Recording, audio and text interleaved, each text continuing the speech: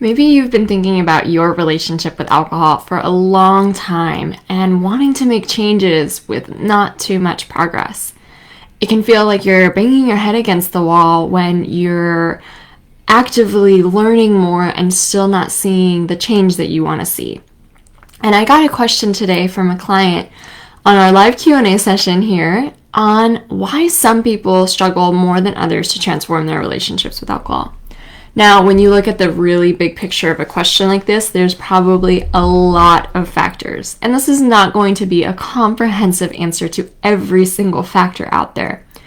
But there's some models that we can use to show us why it's easier or harder for certain people to change their relationship for alcohol. And I'm going to share with you today this 3S model. Just on a bigger picture understanding, changing your relationship with alcohol comes down sometimes to timing. It takes a lot of awareness to know what you really don't want in your life. So, I have this blog and this video series session that I share how long it took me to change my relationship with alcohol. And when I just say the short story and I say that I did dry January and I loved it, and then I drank after dry January, and then after that I just decided to take another break and didn't drink since then, it sounds like a really short timeline. Like, wow, I figured it out within just a few months and I've been alcohol free ever since. But that short little timeline of when I did dry January and then, went alcohol free for good doesn't really express the full timeline, because in this video I share with you that it actually was 7 years in the making. 7 years of really being consciously aware that I wasn't happy with my relationship with alcohol.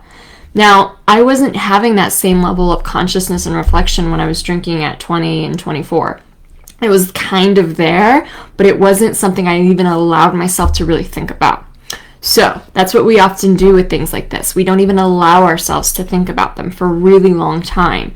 Obviously, from the moment we have our first hangovers, we know that something's off. We know that there's something off with alcohol and that it doesn't make us feel our best. Yet we accept it and we think it's just a rite of passage and just part of being an adult, and we just kind of brush it under the rug. So actually getting to the point of having awareness that your relationship with alcohol isn't making you happy is a huge, huge turning point. And I'm telling you, I didn't even recognize that until about 7 years ago. Maybe now, I don't know, it's 2021, maybe more than that, maybe 8 years now. But it wasn't until it started becoming really consciously aware for me then. And I can kind of see how since that time I really tried to manage it. I really tried to drink less. I tried to really cram it down and just not make it a big thing in my life, with not much progress there and just a lot of turmoil, because when you put more rules on yourself, sometimes the harder it is to confine to those rules. So awareness in this part is really, really key. And sometimes you have to go back and reflect, how long have I been really aware of this? How long have I really allowed this to come up for me and really allowed myself to explore this? Not shoving it down, not laughing it off, not brushing it under a rug, but really allowing myself to think about this. So the awareness that I had, it took still 7 years for me to, from the moment I was really aware that it wasn't making me happy until I made really sustainable changes. And so sometimes timing is just a part of the equation. It takes a while for your awareness to really saturate yourself and to really make it crystal clear in your brain that this does not make me happy. This does not make me happy. This does not make me happy. And then obviously too, we start experimenting and we gather other evidence when we take breaks from alcohol. But I want to share with you today a model that kind of can help explain why it can be more challenging for one person versus another person to change their relationship with alcohol, and yet how it's still completely possible with the similar process of looking at your beliefs, your underlying beliefs when it comes to drinking. And again, this is not a comprehensive answer. There is probably so many factors that come into it. Even just the amount of exposure and how long something's been a habit is obviously something that affects the brain. But I just wanted to share this model with you because I think it's super interesting. And it's called the 3S model. The 3 S's stand for substance, society, and self. And the thing is that we have beliefs around drinking about why it serves us, why it provides benefits, pleasure, and comfort that are wrapped around these 3 bucket areas: substance, society, and self. And the 3 areas kind of can intertwine together in our lives. I think every drinker has all 3 all combined, but some have more in one bucket than another bucket than another bucket. And that's why it can be kind of different and challenging to change your relationship with alcohol depending on where the source of your beliefs really come from. So first, let's look at the beliefs of substance. These are beliefs that you believe around alcohol that is actually an attribute or a characteristic you put onto a glass of wine. So if you, for example, if you think the idea that drinking helps me relax, a glass of wine will help me relax, that is a belief that you have picked up that you think is a true characteristic of alcohol, of wine, right? Wine has that characteristic. It's a property of wine. It helps me relax. And so when you believe something like that, obviously you want to relax after a stressful, busy day, and so you reach for the thing that you believe will relax you, which is, in this case, alcohol. But you can see that any number of other things could also carry that belief. So other unhealthy things could be like, smoking helps me relax, a cigarette helps me relax, or like playing video games help me relax, or just something like that. We also obviously can do it to really healthy things, like working out will give me a sense of like relaxing at the end of it, I guess. Or, maybe taking a bath will help me relax.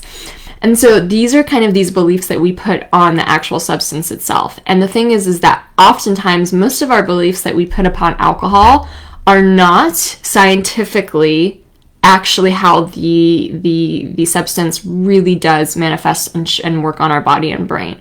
So this idea that alcohol relaxes us is not scientifically true. It actually heightens up our stress hormones and makes our body work on overdrive to try to detoxify and rebalance and get back to homeostasis. So you're going to have more cortisol, more adrenaline, and more dynorphin flooding your body when you drink, which are all things related to stress and anxiety. So it's like the opposite of actual relaxation. What it does is it numbs, right? And it does release dopamine in your brain, this artificial spike of dopamine in your brain. But the thing is that it's so artificial that it's just like heroin or cocaine. It actually reduces your ability to be able to feel that naturally. So it really actually doesn't, I don't think, relax you in a way. It ups your stress hormones, gives you this like false pleasure explosion in your brain, which then makes you more numb to natural pleasure in the real life, right? And so you can take a belief like that, like alcohol relaxes me, and completely debunk it. When you line it up with the science, it actually get really microscopic on your experience with it. So like if you think forever that it relaxes you, here's a test, and like only do this if you're still like drinking, but actually have like a drink or two and then stop drinking, and then don't drink for the rest of the evening or afternoon. And see how you feel like 3 or 4 hours later. Like you're not going to feel relaxed. You're going to feel groggy and out of it and tired and like kind of on edge and just off feeling, like crawling in your skin a little bit, because that's the effect of those stress hormones kind of kicking in. And you don't have to drink to experience it, obviously, too. Like if you remember waking up at 3 a.m., 4 a.m., remember that? Like that was the manifestation of this feeling. So it's just not really relaxing, and you wake up with way more anxiety. There have been studies that show that alcohol and anxiety are connected on a molecular level. So every single one of our cells gets like this increased level of anxiety when we drink. So there we go. We debunk that belief, and then we like start seeing it for its truth, and we stop associating so much this belief that alcohol relaxes me. Same thing with alcohol helps me sleep, or alcohol helps me whatever. It's like these beliefs that are really tied in the substance itself, and you can use a really thorough process that I use with my students and clients and Become Euphoric to actually observe all of these beliefs that you have and really try to find the opposite to be true, which often is scientifically. Now, the second kind of bucket of beliefs that we have around drinking are the beliefs of society. Now, this is like where the mass conditioning comes in. This is this idea that we have that drinking is normal. This is the idea that we have that drinking is just what regular adults do. Everybody does it. I have to do it to fit in. This is what all my friends do. This is what we do at parties. This is what we do at funerals. This is what we do even at baby showers. It's this pervasive idea that especially in Western society, we all drink, and to be part of this like mass club of normal people, we have to drink. We pick that up really early in our lives because we see drinking happening around us. Even if like your parents weren't really drinking, you'll see it in different occasions, and you'll really pick up this idea that this is what adults do.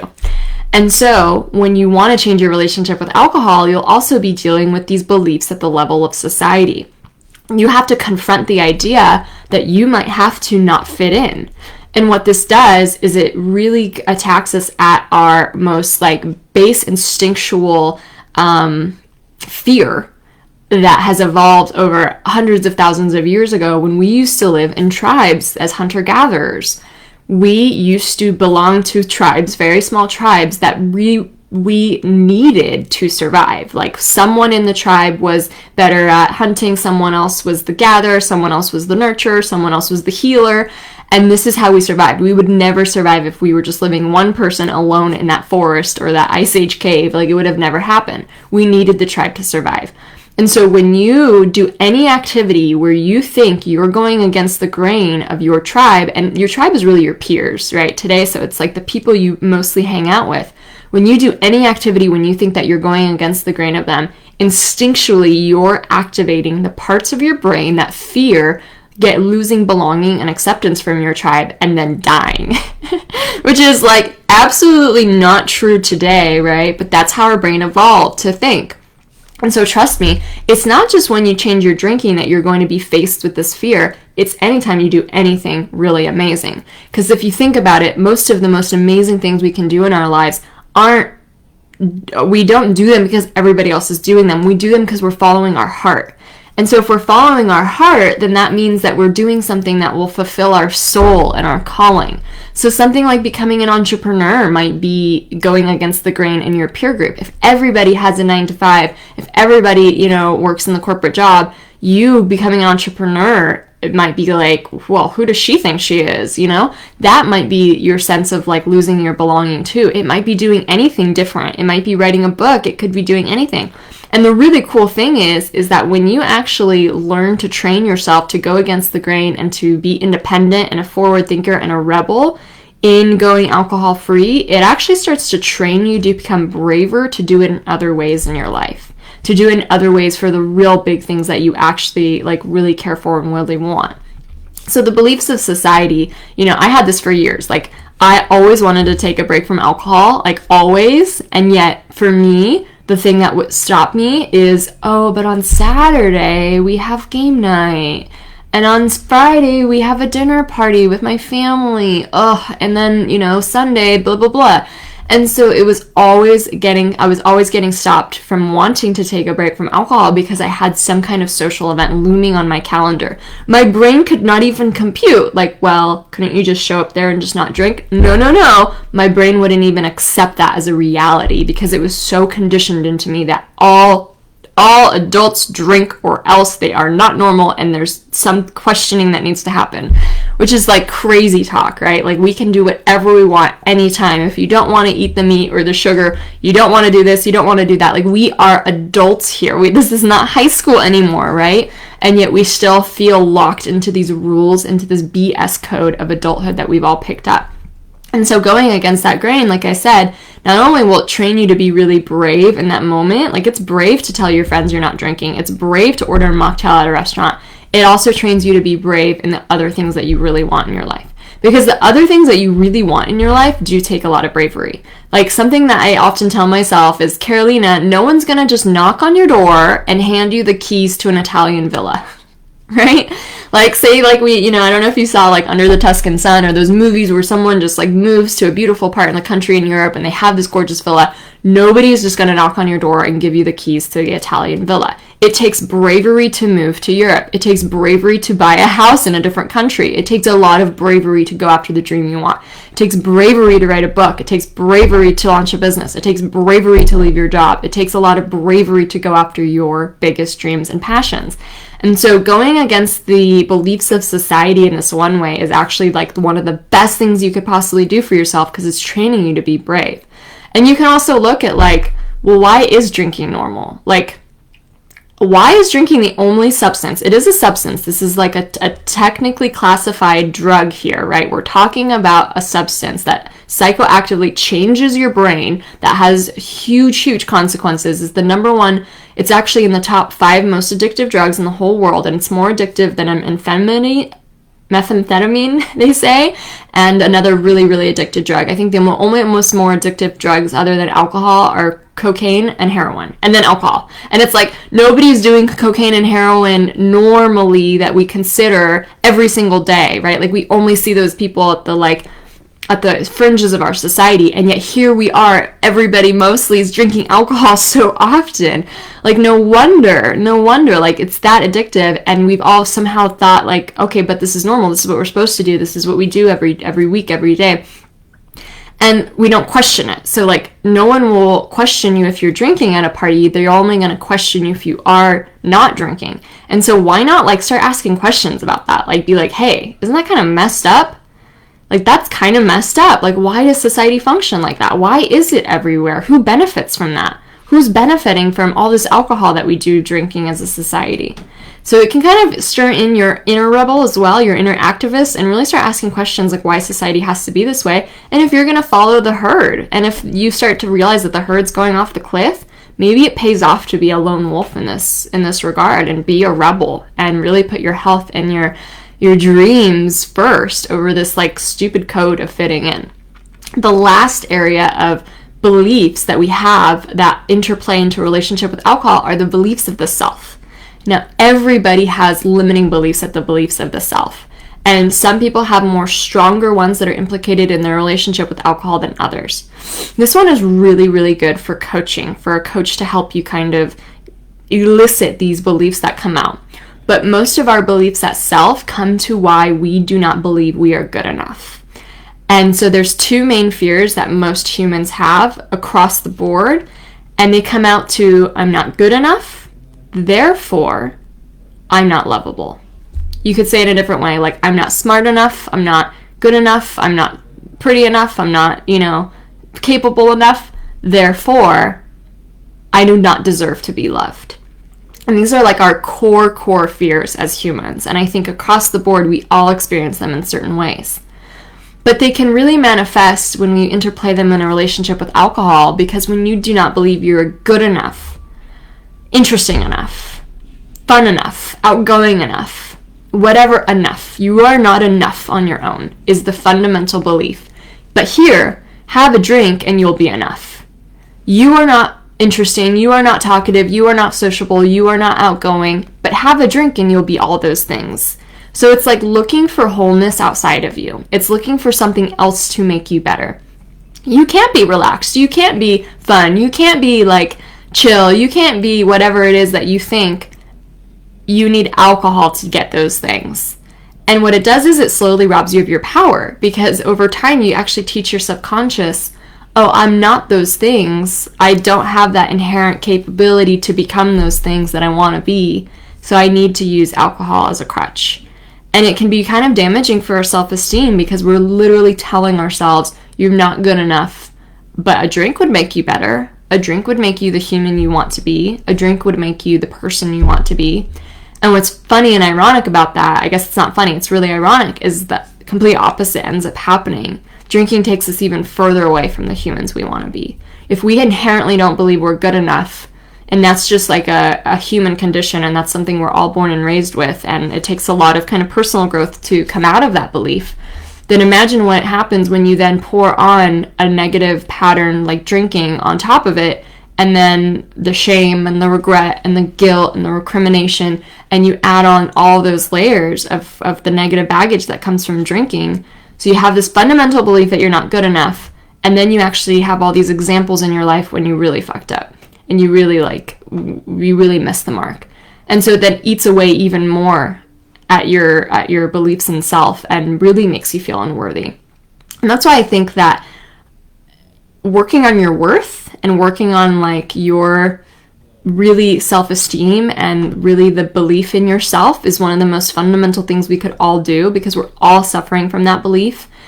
And it's something that can be really helpful to use a coach to help you through, because we often don't even recognize how these beliefs kind of come up. But sometimes when you really, let's say you picture something that you would just love to have. You would love to be a writer. You would love to, maybe travel around the world more. You would love to be a yoga teacher in Bali. I don't know. Something that you dream about. But then you tell yourself, I can't have that because. And the because can often be your limiting beliefs. So sometimes our limiting beliefs are like excuses that we make. Like, I'm too young, or I'm too old, or I'm not smart enough, or I can never figure out how to do that. And they can come down to this ultimate fundamental belief. Like, if I can't figure out how to do that, it means that I believe that I'm not capable in figuring it out. And so that's inherently a negative self-limiting belief that I have about myself. Wrap that around alcohol. So for example, I believed that I wasn't interesting. I believed that I was not someone other people would want to talk to. And so that wrapped into my introverted self. I used to be shy, and I used to use alcohol as a way to make me feel, well, now people will want to talk to me. Well, now I'll be talkative. Well, now I'll be interesting. And it was really this belief of self that kind of crushed me, that I was not good enough on my own. I remember the first few times I was alcohol-free at a social event, and it really felt like I was uncomfortable a little bit because I was so used to using alcohol to meet this misguided need of feeling comfortable in my own skin, because I didn't feel like I was good enough on my own. And yet, sure, I was uncomfortable the first few times I went alcohol-free at a social event, and then I started to really grow some comfort and some bravery in my own skin. And you start to just learn how to come home to yourself. There's only one home we'll ever truly have, and that's our emotional homes within ourselves. We'll only really truly have the space within ourselves to really find nurturance and comfort and love. And if we make it out that this is uncomfortable and we always have to look outside of ourselves to find comfort, and it could be through alcohol, right? But just imagine all the things that people do to try to find that comfort outside of ourselves. It's kind of like the human condition. Everybody does this, you know? Whether or not someone struggles with alcohol doesn't matter. Everybody goes through this. You'll see how unhappy and unfulfilled we all become because we'll never find that outside of ourselves. We always will have to find it within. And finding it within is a personal growth journey. So I have another blog topic on how I was able to rebuild my self-worth and how I was able to start believing in myself again. Because for years, I was really crumbling that self-esteem, not only by letting myself down, but also by teaching my subconscious that I'm not good enough on my own. I need a drink to be better. I need a drink to become the person I want to be, which inevitably never really happened, and then just kept me spiraling and spiraling lower and more negative. So you can see it's really fascinating. We might have all these limiting beliefs on real different layers of beliefs. So there can be the beliefs about the substance itself. They can be beliefs about society and what it means to be a functioning normal adult in this society, and on the code we have to live by and the norms we adopt, the cultural norms that we adopt. And then the last one can be these real fundamental beliefs and limiting beliefs about the self that you can argue every human has, and they interplay in different ways when it comes to your relationship with alcohol. So the first bucket are kind of the easiest ones to solve, because literally you can really prove a lot of, if you just start learning more about alcohol and you start learning more about how it affects the body and brain, you're going to find like, oh my gosh, like I didn't know that, and it can be really enlightening. And so some great books on that are like Alcohol Explained, will really help you understand how alcohol really affects the body and brain. And then you're going to be like, gee whiz, like I've been drinking for this long because I thought it relaxed me, or I thought it helped me with this or this. And it's just not scientifically true. And then you'll start to actually see it and experience it or remember it from past memories yourself. The second are beliefs of society. And these take a little bit of bravery to shake up. If we adopt this code that drinking is normal, all adults drink, it takes a little bravery to question that. And the thing is, it takes a little bravery to think outside of the box in any way. It takes a little bravery to leave a job you hate to go after your deepest passions. You know, so this bravery is really setting you up for you to hear your intuition better and start listening to you, not what is normal for anyone else. And that's so empowering. And then the third one is really these beliefs itself, of these fundamental beliefs that we might have, that we're not good enough, we're not smart enough, we're not capable, and therefore we're not lovable. And when you have an interplay alcohol in there to somehow believe that you need it to be the things that you want to be, it can be really damaging for the psyche, which is our job then to heal. It's our job to build back up our self-worth and our self-esteem. And, you know, it's another whole topic within itself, but it starts by just, you know, really taking the break and really committing to your growth and really committing to looking at yourself and being introspective. And I think that's why we're all here, is like we're ready for this introspection, you know, like you don't start thinking about this in your life and join groups like this and, you know, like become students and clients if you're not ready to do this level of introspection. Introspection's fascinating because what you're going to learn is going to be so insightful and change your life. And sometimes we can be a little scared, you know, like what am I going to find when I really dig deep into myself? And yeah, I love to offer this analogy. Like, who doesn't love to read their astrology or horoscope. And who doesn't love to do personality tests? Like, we love to do those tests and stuff because we can't wait to read about ourselves more. We are so interested in ourselves and reading more about ourselves.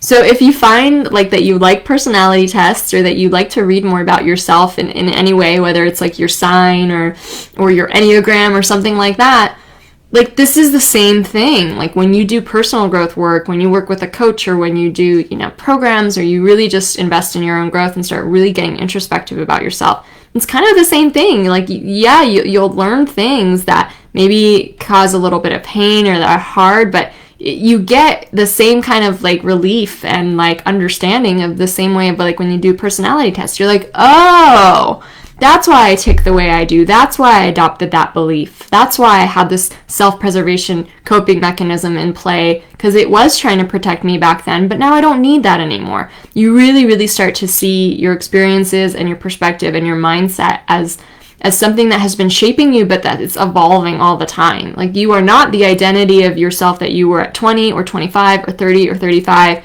You get to change every single day to become the person you want to be.